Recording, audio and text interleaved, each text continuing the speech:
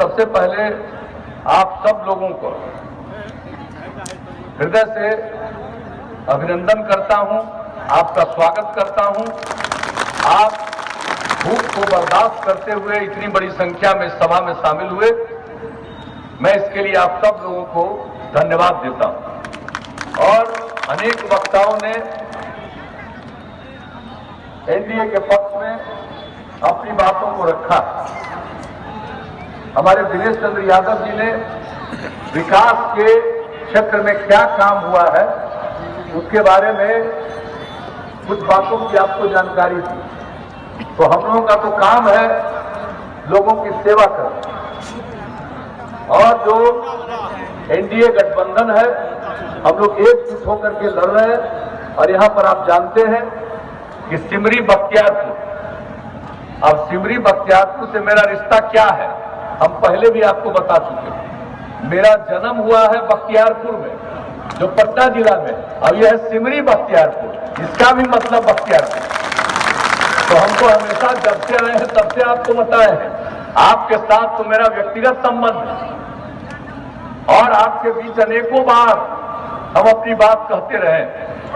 और इस बार एनडीए गठबंधन की तरफ से इसमें जो विकासशील इंसान पार्टी शामिल हुई और इनके नेता मुकेश सहनी जी वही इस क्षेत्र से उम्मीदवार है, तो ये मेरे लिए बड़ी खुशी की बात है। लेकिन जब आप लोगों ने हम लोगों को मौका दिया, हमने सिर्फ विकास का ही काम किया, और मेरे लिए पूरा बिहार एक परिवार है और हम सबकी सेवा करना अपना धर्म समझते हैं। और आप सोच लीजिए, जब आप लोगों ने मौका दिया तो हम लोगों ने क्या कहा था, समाज के, मैंने बिहार के हर इलाके का विकास और समाज के हर तबके का उत्थान, और जो किनारे पर है, हाशिए पर है, उनको मुख्य धारा से जोड़ने के लिए विशेष पहल करेंगे।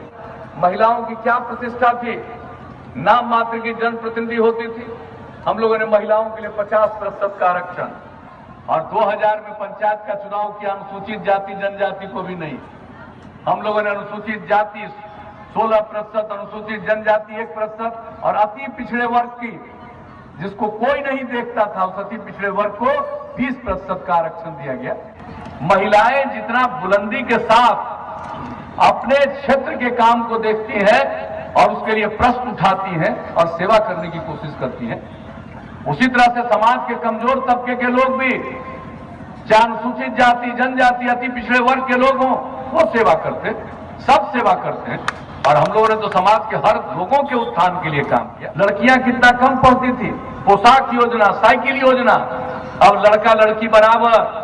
इस बार मैट्रिक की परीक्षा में लड़की लड़कों से भी थोड़ा ज्यादा परीक्षा देने में हाजिर हुई। तो आप सोच लीजिए, हम लोग कहते सिर्फ नहीं है, करते हैं, और बहुत लोग तरह तरह की बात करते हैं। महिलाओं के लिए जो हम लोगों ने किया, जीविका समूह, क्या हाल था भाई, लोगों को राज करने का मौका 15 साल मिला, क्या किया महिलाओं के लिए। स्वयं सहायता समूह कई राज्यों में था, बिहार में बहुत कम, और वो भी ठीक से काम नहीं होता था।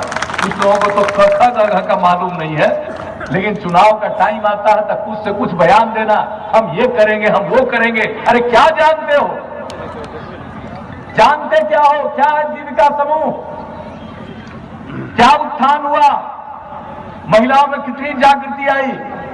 10 लाख का हमने लक्ष्य रखा था, पूरा कर लिया, अब और आगे बढ़ाएंगे। भाई नई पीढ़ी के लोगों को एक एक बात बता दीजिए।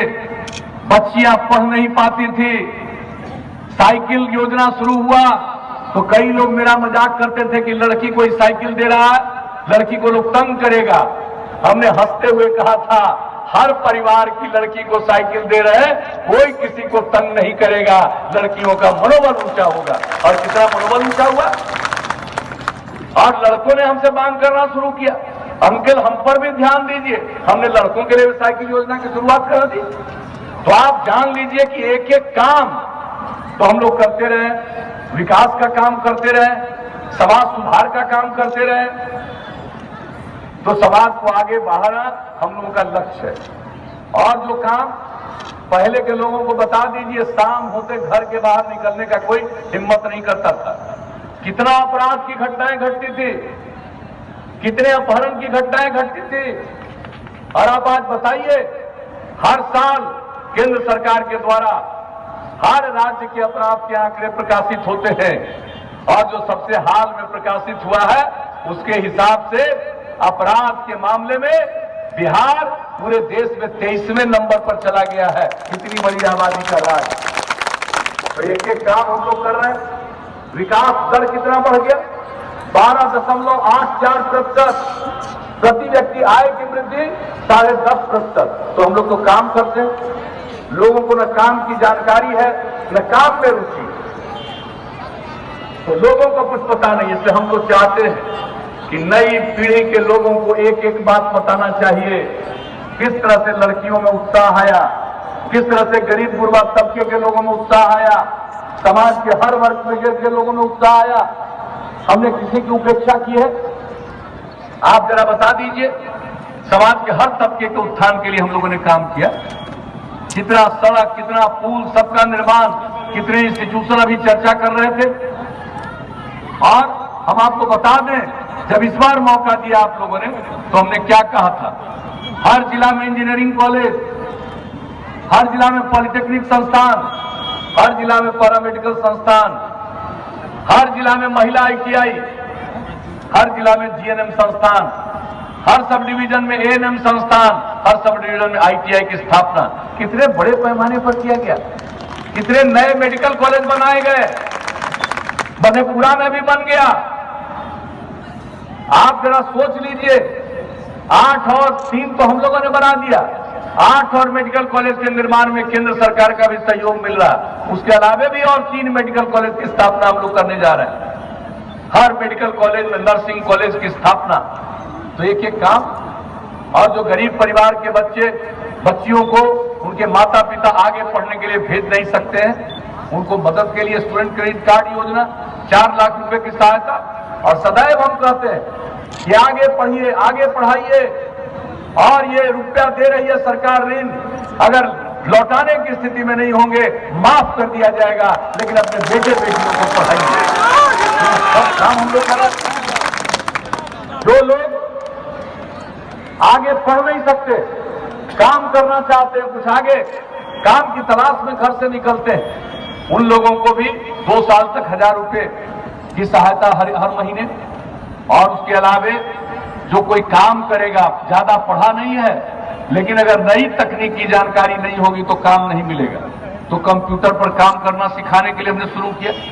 व्यवहार कौशल, संवाद कौशल, और उसमें जो कुशल युवा कार्यक्रम के अंतर्गत जो काम शुरू किया पूरे बिहार में, पिछले 4 वर्षों में 10 लाख से ज्यादा युवक युवतियों ने उसकी ट्रेनिंग ली।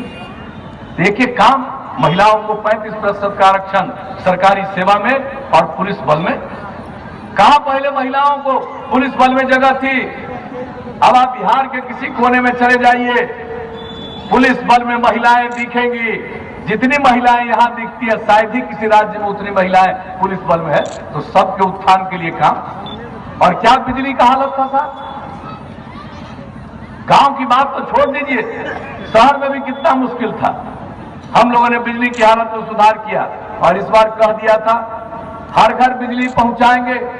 2018 के दिसंबर का लक्ष्य था, 2 महीना पहले पहुंचा दिया। और अब तो और ज्यादा लोग बिजली ले रहे हैं। अब सिंचाई के लिए भी बिजली प्राप्त कर रहे हैं। एक एक काम किया गया, हर जर्जर तार को बदल दिया गया। एक एक काम, हर घर नल का जल, तेजी से काम चल रहा है। हर घर शौचालय, हर घर तक पक्की गली और नाली का निर्माण।